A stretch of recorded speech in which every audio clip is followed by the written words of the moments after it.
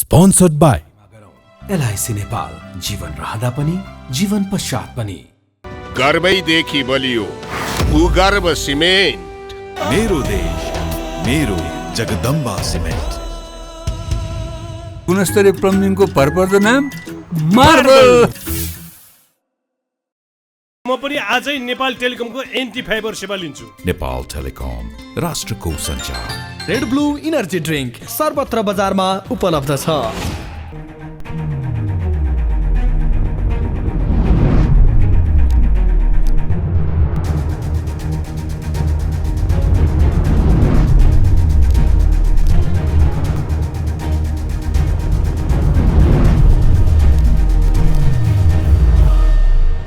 आजको जनता जान्न चाहन्छन् कार्यक्रममा हाम्रो बीचमा नेपाली कांग्रेसका नेता डाक्टर अमरेश कुमार सिंह हुनुहुन्छ। डाक्टर साहब, तपाईँलाई म जनता जान्न चाहन्छन् कार्यक्रम स्वागत गर्न चाहन्छु। धन्यवाद ऋषि।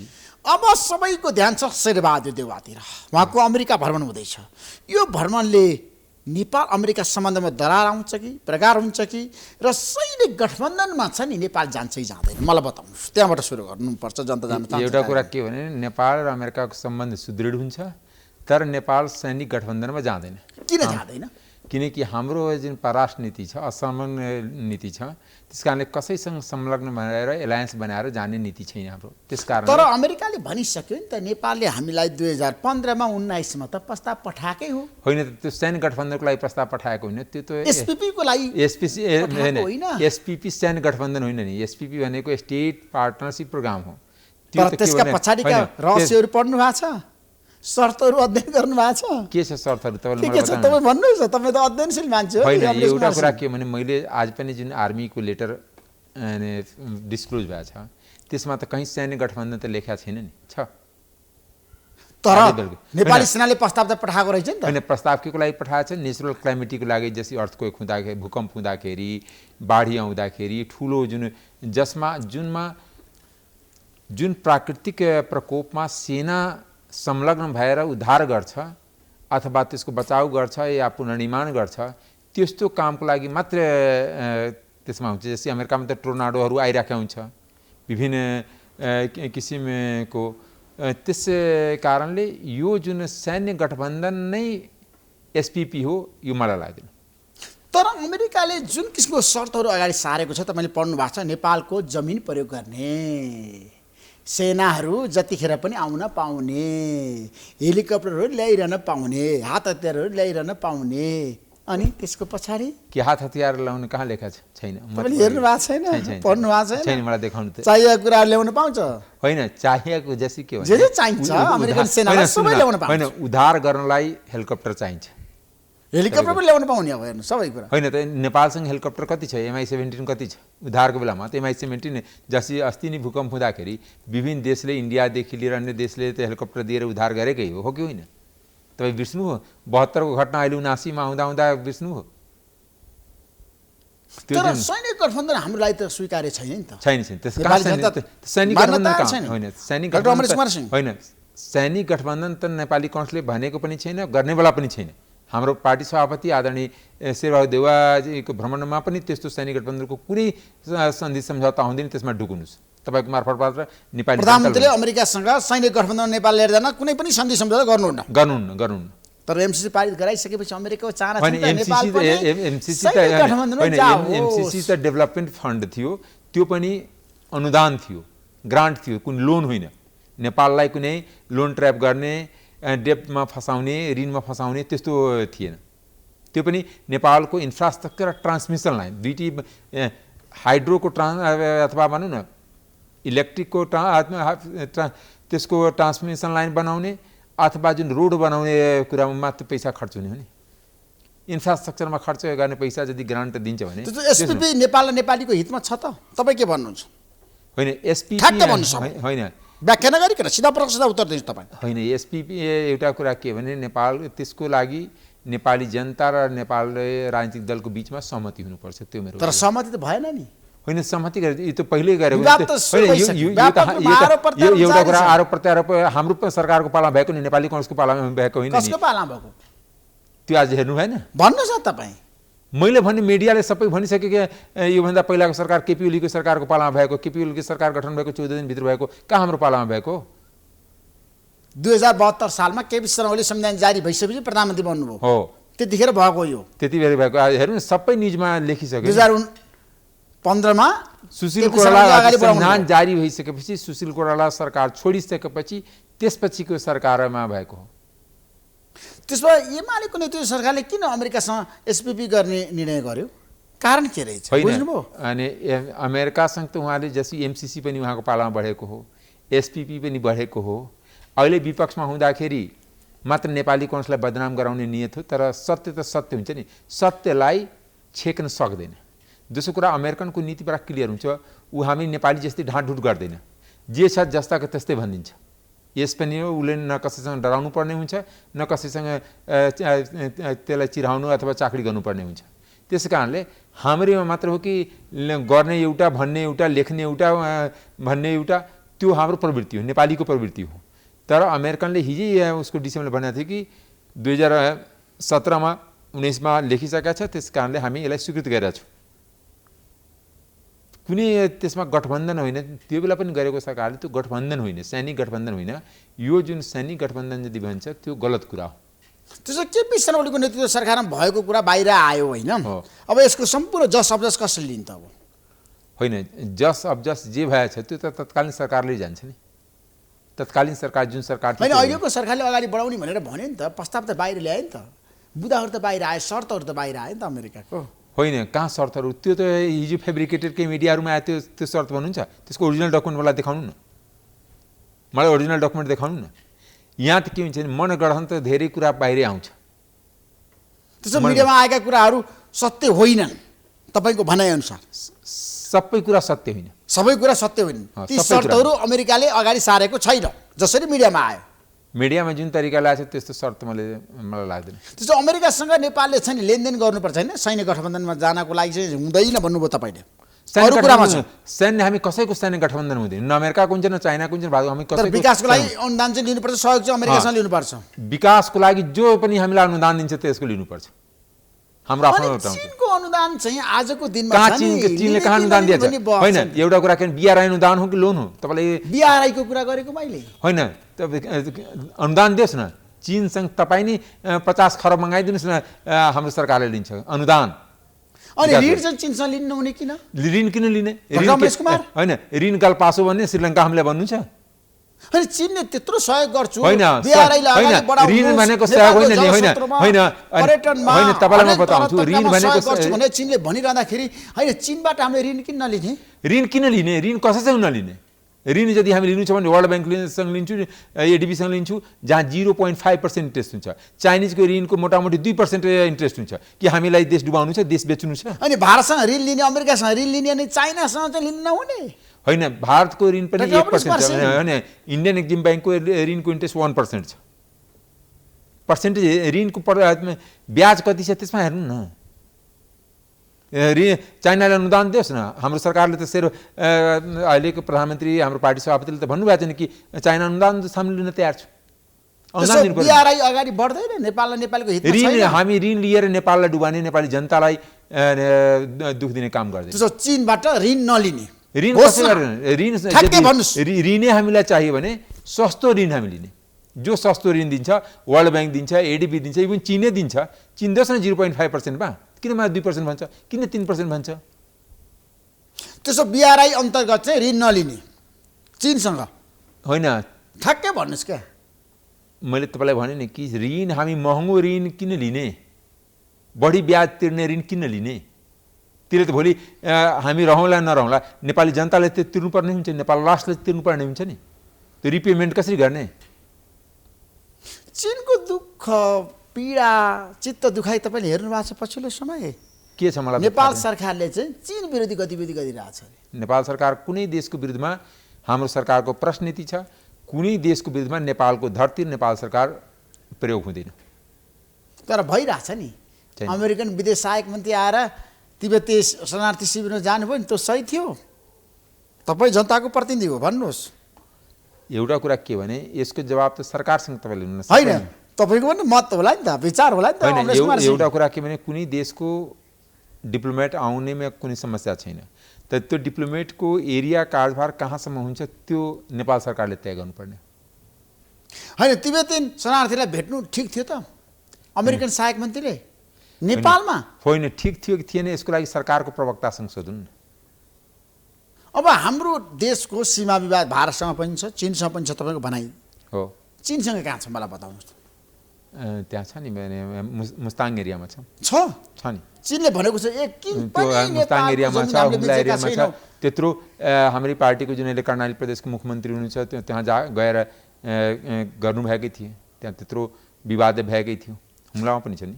होइन, तर पनि त अहिलेसम्म चीनले त कुनै पनि नेपालको भूभाग मिचेको छैन भनेर नेपाल सरकारले भन्यो नि त। तत्कालीन परराष्ट्र मन्त्री प्रदीप गेवालीले भन्नुभयो, केपी शर्मा ओलीले भन्नुभयो प्रधानमन्त्रीको रूपमा। होइन, प्रदीप गेवालीले कुन बाध्यतामा बोल्नुभयो त्यो उहाँसँग सोध्ने कुरा हो। तर केही ठाउँमा चीनसँग पनि सीमा विवाद छ, त्यो प्रष्ट हो। त्यसो भए नेपालको चीनसँग सीमा विवाद छ। अनि भारतसँग भएको सीमा विवाद किन समाधान भएन? त्यो त सरकारसँग सोध्नु, त्यो त सरकारले कूटनीतिक माध्यमबाट सल्भ गर्ने हो नि।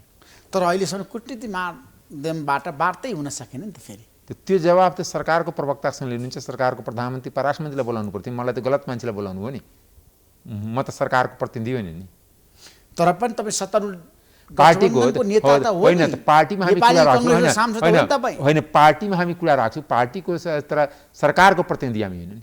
सरकारको प्रतिनिधि त सरकारको काम कारवाहीको बारेमा सरकारले किन कूटनीतिक पहल गरेन, सरकारले किन सीमा विवाद समाधान गरेन, यसको लागि त सरकारको प्रवक्ता या सरकारका परराष्ट्र मन्त्रीलाई बोलाउनु पर्यो। तपाईँले गलत मान्छेलाई बोलाउनु होइन। परराष्ट्र मन्त्री नारायण खड्कासँग तपाईँहरूको कुराकानी हुँदैन?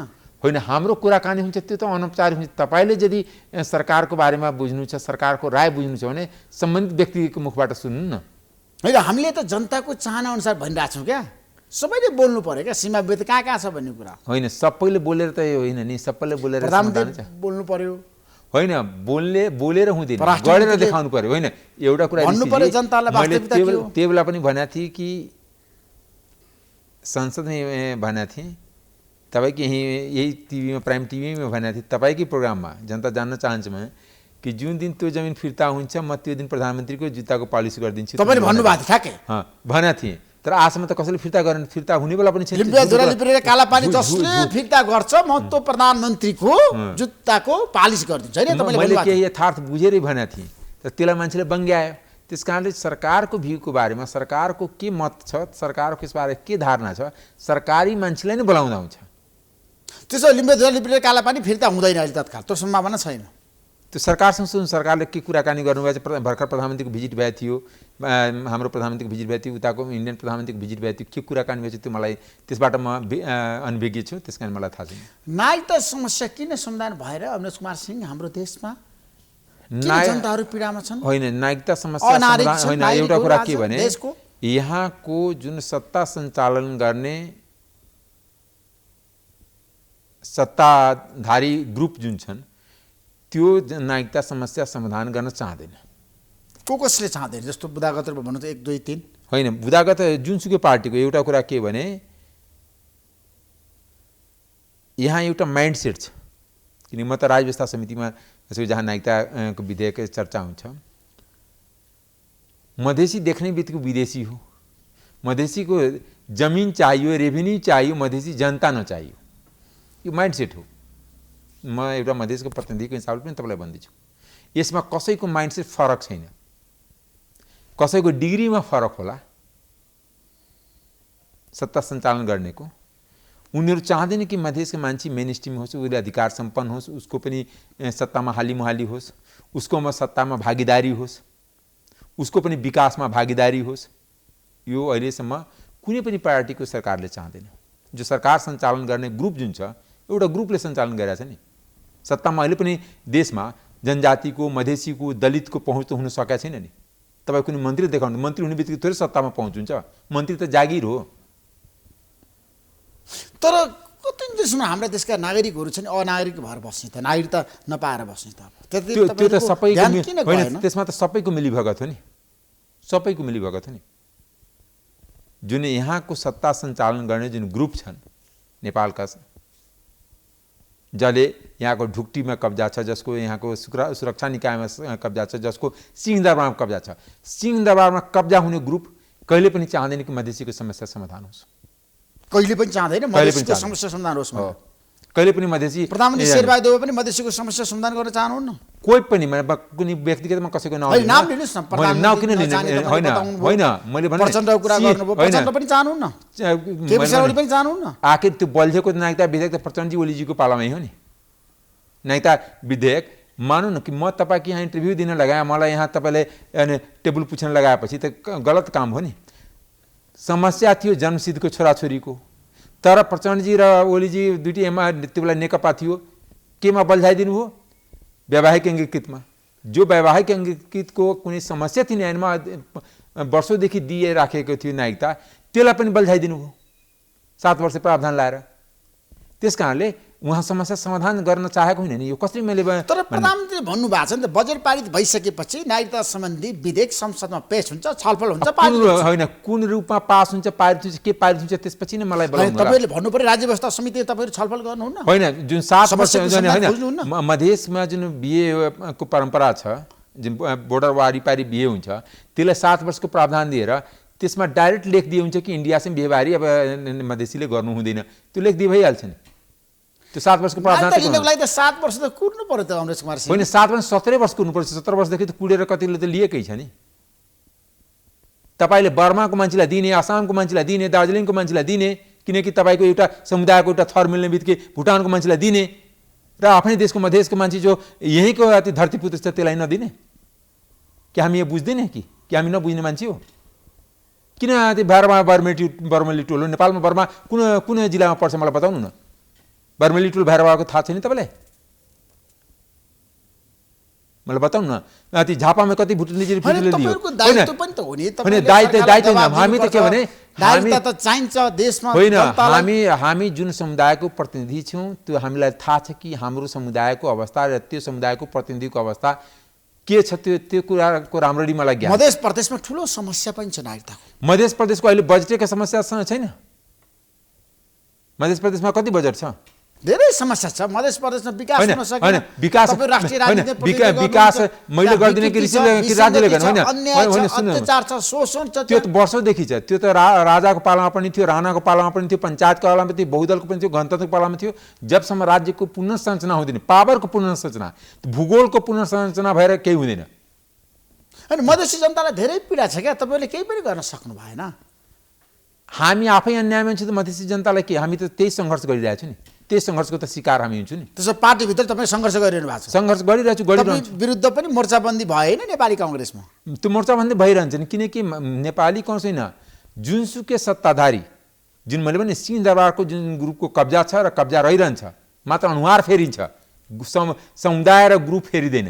तपाईँलाई बताउँछु, नाम फेरिन्छ, अनुहार फेरिन्छ, तर समुदाय फेरिँदैन। त्यो समुदायसँग हामी सत्ताको सेयरिङको स्ट्रगल गरिरहेको छु। है, नागरिकताको कुरा गरिरहँदाखेरि अब चुनावमा तपाईँहरू जाँदै हुनुहुन्छ सङ्घ र प्रदेशको। हजुर, चुनाव अघि नै नागरिकता विधेयक पारित हुन्छ, तपाईँलाई विश्वास छ? नागरिकता विधेयक त पारित हुन्छ होला। पारित हुन्छ, तर कुन हिसाबले पारित हुन्छ त्यसले समस्या समाधान कुन हिसाबले पारित हुनुपर्छ तपाईँको भनाइअनुसार?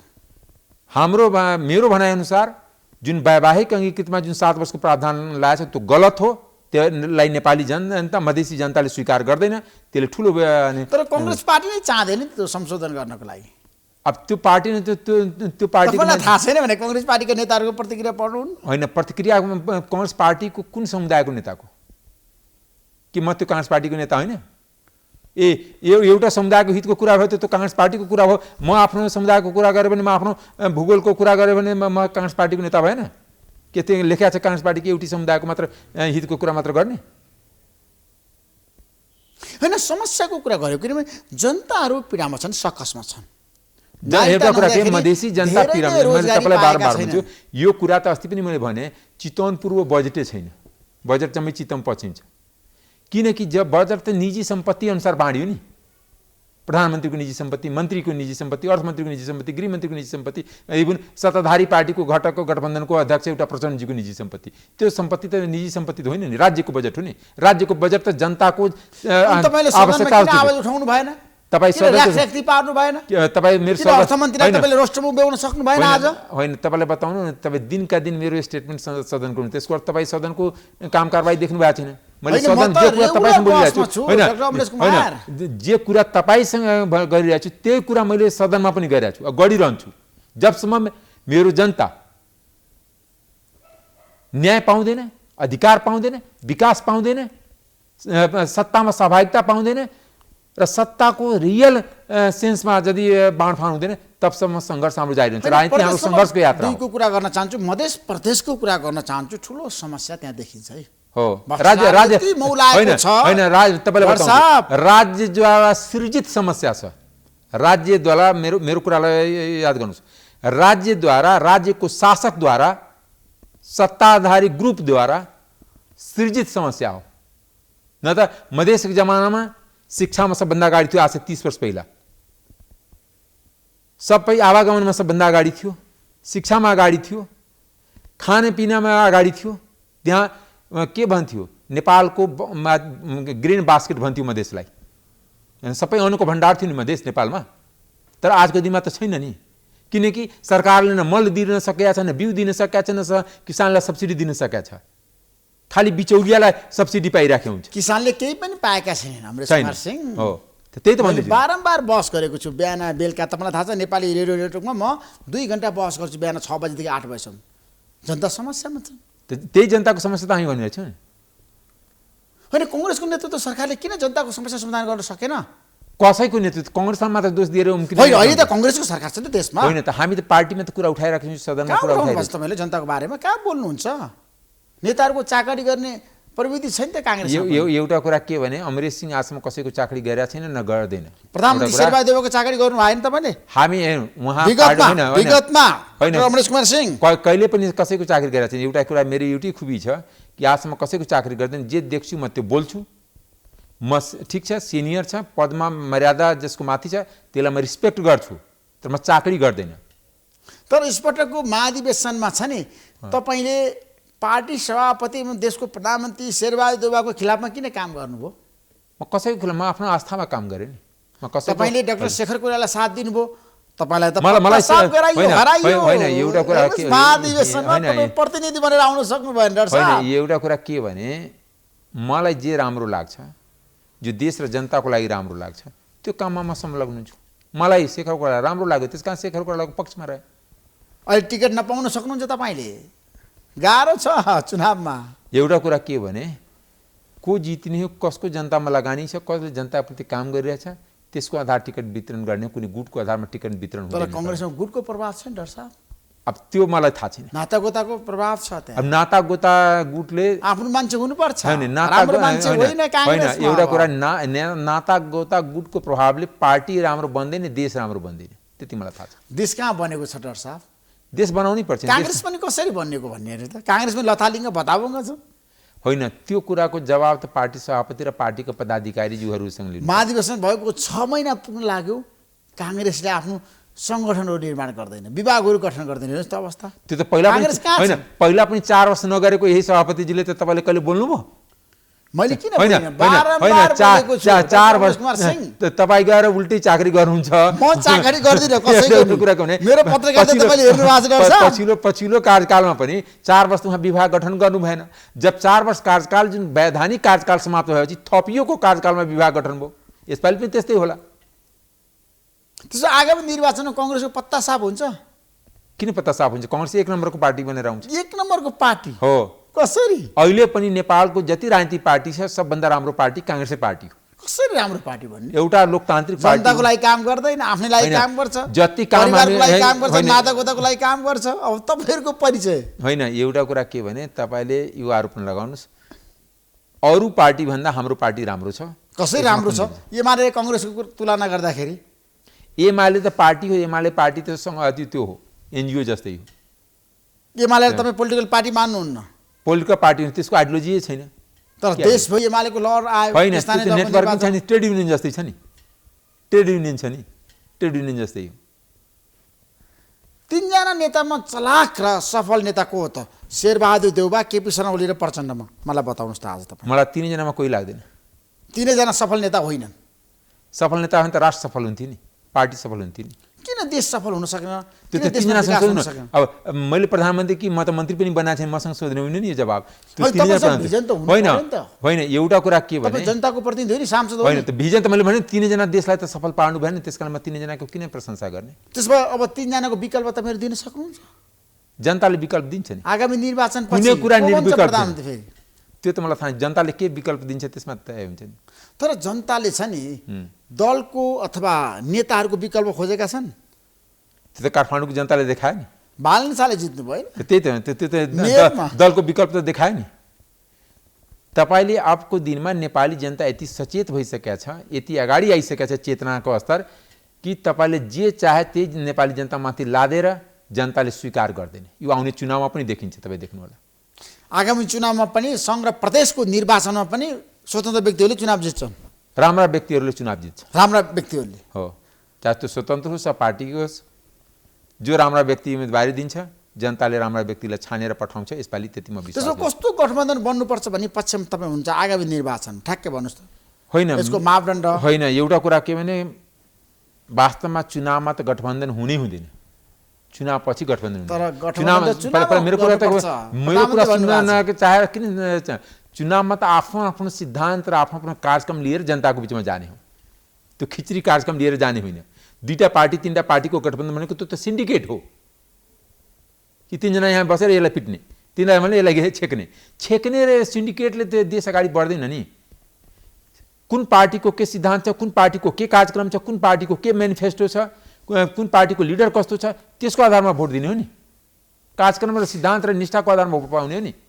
र 10 पार्टीको खिचडी बनाएर त्यो खिचडी चुनावमा कङ्ग्रेस एक्लै जानुपर्छ भन्ने तपाईँको प्रस्ताव? हरेक पार्टी आफू एक्लै जानुपर्ने। सबै पोलिटिकल पार्टी एक्लै जानुपर्छ? सबै पार्टी यदि साँच्चै आफ्नो पार्टीको सिद्धान्त र निष्ठामा आस्था छ भने सबै पार्टी चुनावमा आम चुनावमा एक्लै जानुपर्छ। अनि प्रचण्डको भनाइ छ एक्लै जानै सकिँदैन। किन सकिँदैन? त्यो त उहाँलाई सोधौँ न। जनता चाहिँ किन डराउने? काङ्ग्रेसले साथ दिएन भने, काङ्ग्रेससँग कुरा मिलेन भने हामी वाम गठबन्धन होइन, बनाउँछौँ। कुनै गठबन्धन किन गर्ने? त्यसो भए त त्यही पार्टीमा मर्ज गरेर भइहाल्छ नि। एउटा कुरा के भने जहिले पनि के हुन्छ भने सिद्धान्त र निष्ठा आफ्नो कार्यक्रमको आधारमा जनताको बिचमा जानुपर्छ। ठिक छ, त्यसको बावजुद पनि बहुमत आएन भने त्यसपछि सरकारको लागि गठबन्धन बनाउन सकिन्छ। तर चुनावको लागि गठबन्धन त्यो त इन्ड बाई आइडियोलोजी हो, त्यो सिद्धान्त र निष्ठाको तिलाञ्जली हो। के को सिद्धान्त, के को निष्ठा, के को कार्यक्रम? किन पार्टीको मेनिफेस्टो राख्ने, किन पार्टीको झन्डा राख्ने? तर अहिले चर्चा छ नि त काङ्ग्रेस र माओवादी मिलेर नेपालमा गणतन्त्र ल्यायो। 2062-63 सालको जनआन्दोलन कुरा गर्ने हो भने गिरिजाप्रसाद कोइरालाले 12 बुँदे सम्झौता गर्नुभयो। प्रचण्डसँग तपाईँलाई थाहा छ त्यतिखेर 7 दल एकतिर थियो। सबै पार्टीले मिलेर ल्याएको नि, 7 दलै थियो नि। त्यसलाई अरू पार्टीलाई एउटा राप्रपा बाहेक सबैलाई गणतन्त्रको त श्रेय दिनै पर्छ नि। होइन, गणतन्त्रमा जनताले के पायो? महँगी, होइन, अत्याचार, होइन। शोषण। जनताले बोल्ने कुरा पायो, तर धेरै गणतन्त्र खराब हुने, गणतन्त्रका सञ्चालकहरू खराब भए। अहिले त गणतन्त्र खराब भन्न थालिसके मान्छेले। यो होइन व्यवस्था नै अब होइन, कसैले होइन, नेता खाल खराब गर्नुपर्छ, हो। व्यवस्थाको औचित्य छैन। अनि गणतन्त्रमा जो सत्तामा पुगे उनीहरू खराब भए, उनीहरू भ्रष्टाचारमा संलग्न, उनीहरू नातावाद कृपावाद गरे, उनीहरू परिवारवाद गरे, उनीहरूले देशलाई ऋणमा धकेले र देशमा सुशासन कायम गर्न सकेन, भ्रष्टाचार कम गर्न सकेन, शिक्षा र स्वास्थ्यको विकास गर्न सकेन, युवा पुस्तालाई अगाडि बढाउन सकेन, अनि यो देशमा रोजगारीको निर्माण गर्न सकेन। यो कुरा यथार्थ हो। तर गणतन्त्र व्यवस्था खराब होइन नि। होइन, व्यवस्थाले पनि त जनताको अवस्था परिवर्तन त गर्न सकेन नि। होइन, व्यवस्थाले गर्ने होइन, व्यक्तिले गर्ने होइन। एउटा कुरा होइन, तर पनि हाम्रो इमानदार होइन, इमानदार मान्छे होइन, इमानदार मान्छे आर्थिक क्रान्ति भएन। डाक्टर अमरेश कुमार सिंहजी, एउटा कुरा बुझ्नु न, इमानदार मान्छे कुर्सीमा पुग्न सकेन। गलत मान्छेहरू सत्ता सञ्चालन गर्दै गए र जनता त्यसको शिकार हुँदै गयो, देश उसको शिकार हुँदै गयो। त्यति मात्र हो। होइन, कङ्ग्रेसमा इमान्दार मान्छेहरू छन्, राम्रा मान्छे, सच्चा मान्छे छन्। किन छैन? कङ्ग्रेसमा भ्रष्टाचार गर्ने मान्छे छन्, भ्रष्टाचारीहरूको पार्टी हो भनेर भन्छन्। होइन, हामी 1 रुपियाँ पनि भ्रष्टाचार गरेको हामीलाई गनाइदिनु त। अनि कङ्ग्रेसका नेताहरूले होइन, नि त विगत। होइन, म काङ्ग्रेसको नेता त म पनि छु नि। एउटा मलाई बताउनुहोस् कहाँ भ्रष्टाचार गरेछु, कहाँ देश बिगारेछु? तर शेरबहादुर देउवाको नेतृत्व सरकारले जनताको चाहना अनुसार काम त गर्न सकेन नि। त्यो कुरा मान्नुहुन्छ नि तपाईँ? त्यो कुरा त मान्छु। बुदागतुरमै जस्तो महँगी बढ्या छ, महँगी बढेको छ। अन्तर्राष्ट्रिय सम्बन्धमा प्रधानमन्त्री कति सफल, सन्तुलित सम्बन्ध भारतसँग, चीनसँग, अमेरिकासँग राख्न सक्नु भएको छ उहाँले? जियोस् पहिलाको जुन सम्बन्ध बिग्रियो थियो त्यसमा त धेरै ट्र्याकमा लाउनु भयो। भारतसँग कुरा मिलाउनु भयो प्रधानमन्त्रीले? अहिलेसम्म त भारतसँग ठिकठाकै छ, राम्रो सम्बन्ध छ शेरबहादुर देउवाको भारतसँग? राम्रो सम्बन्ध भए त कसरी शेरबहादुरजीको भिजिट हुन्थ्यो अथवा उताको प्रधानमन्त्री माननीय नरेन्द्र मोदीजीको भिजिट पनि हुन्थ्यो। त्यो त राम्रो सम्बन्धको इन्डिकेटर हो नि। त्यस्तो सम्बन्ध बिग्रिएको चाहिँ हाम्रो चीनसँग नेपालको चीन पछिल्लो समय चीनसँग पनि सम्बन्ध ठिकै छ। ठिकै छ, जति राम्रो हुनुपर्छ त्यति छैन। त्यो कुरा त परराष्ट्र मन्त्रीले जवाब दिनु होला, त्यसको ज्ञान मलाई छैन। त्यसो भए हाम्रो देशको छ नि अवस्था हेर्दाखेरि चित्त दुख्छ क्या, मन रुन्छ। डाक्टर अमरेश कुमार सिंह, तपाईँ मधेसमै जानुहुन्छ, मध्य प्रदेशमा यति ठुलो पीडा छ नि, मलाई त्यहाँको जनताले भन्छन् त्यहाँ हत्या हुन्छ, बलात्कार हुन्छ। अहिले त मिटर ब्याजको आतङ्कै छ, हेर्नुहोस् त, कोही बोल्दैन। एउटा कुरा के भने मधेसमा ब्याङ्किङ सिस्टम राम्रो नगरिदिएर मधेसको जनतालाई रुनु पर्छ। अहिले पनि हेर्नुहोस्, त्यो नेपालको जम्मै ब्याङ्क, राष्ट्र ब्याङ्कबाट डाटा लिनुहोस्, जति ब्याङ्किङ प्रणालीबाट लोन लिएको छ मधेसी जनताले कति % लोन दिएछ, मधेसको किसानलाई कति लोन दिएछ? कृषि विकास ब्याङ्क छ त नाउँको लागि पनि मधेसको किसानहरूलाई लोन दिएको हुँदैन।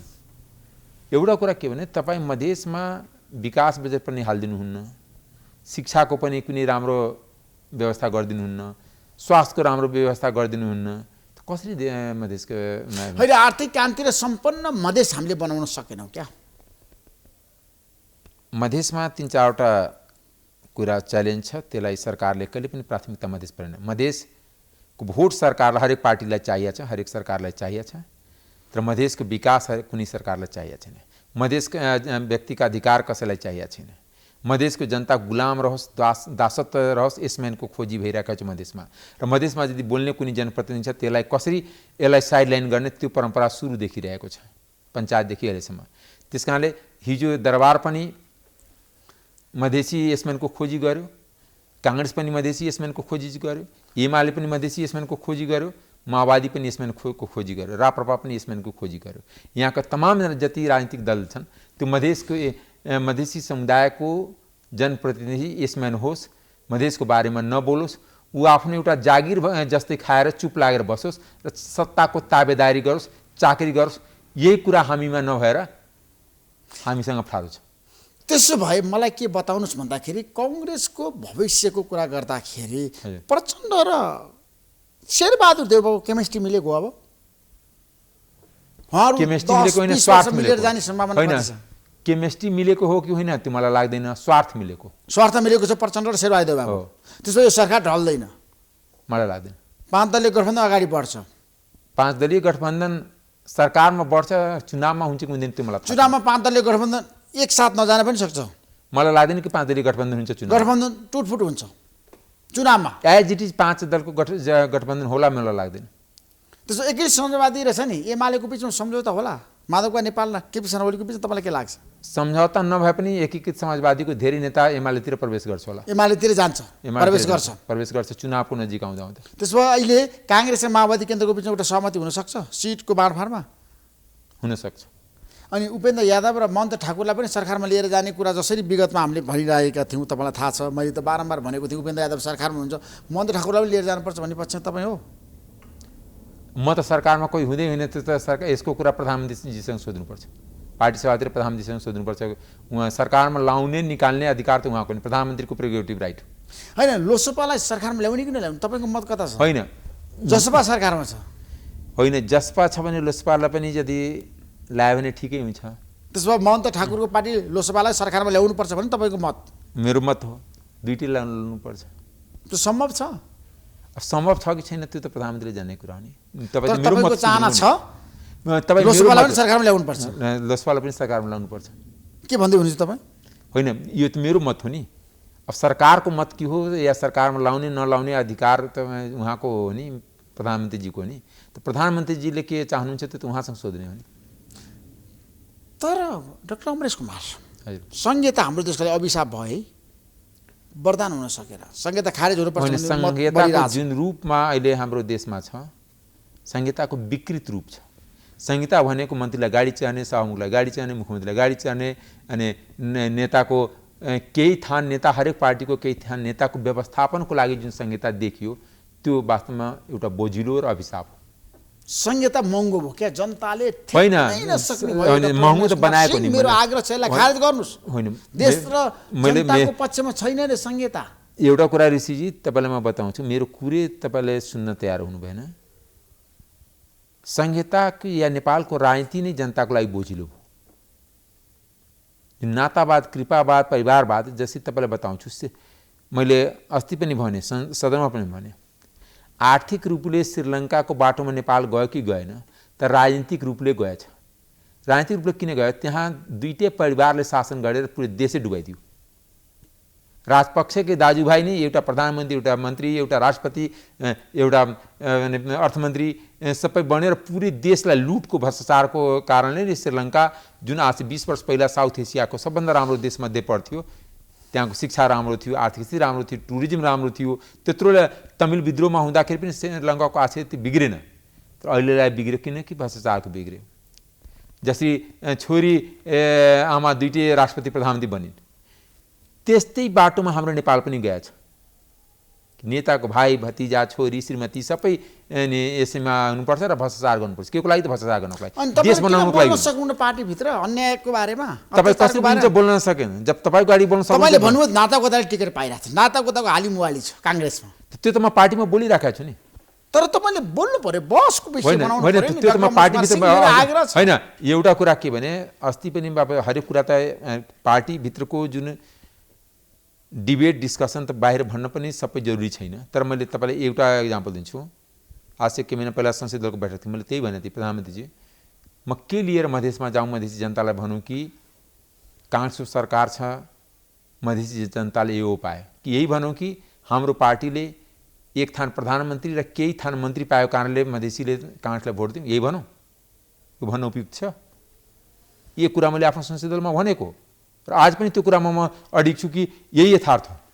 त्यसो भए मधेस प्रदेशको कुरा गरिरहँदाखेरि काङ्ग्रेसले एक्लै चुनावमा जाँदाखेरि त्यहाँ मधेस बेस पोलिटिकल पार्टीले त तपाईँलाई पराजित गर्न सक्छ नि। उपेन्द्र यादव गर्दैन। हिजोको दिनमा पनि 4वटा पार्टी कातिर थियो। उपेन्द्र यादवको पार्टी, महन्त ठाकुरजीको पार्टी र केपी ओलीजीको पार्टी, प्रचण्डजीको पार्टी, चारैजनाको सपोर्ट एउटै उम्मेदवारलाई थियो, तापनि मलाई पराजित गर्न सकेन। त्यो त यथार्थ हो नि। अब तपाईँलाई पराजित गर्ने रणनीति छ अरे सबैको। ठिक छ, त्यो जनता पराजित नगरेसम्म मलाई कुनै पार्टी पराजित गर्न सक्दैन। मलाई कुनै पार्टी तपाईँलाई टिकट दिन्छ यसपटक? तपाईँलाई विश्वास छ? मलाई नै दिएर कसलाई दिन्छ? तपाईँ शेखर कोइरालाको गुटको नेता होइन, म काङ्ग्रेस हो कि होइन?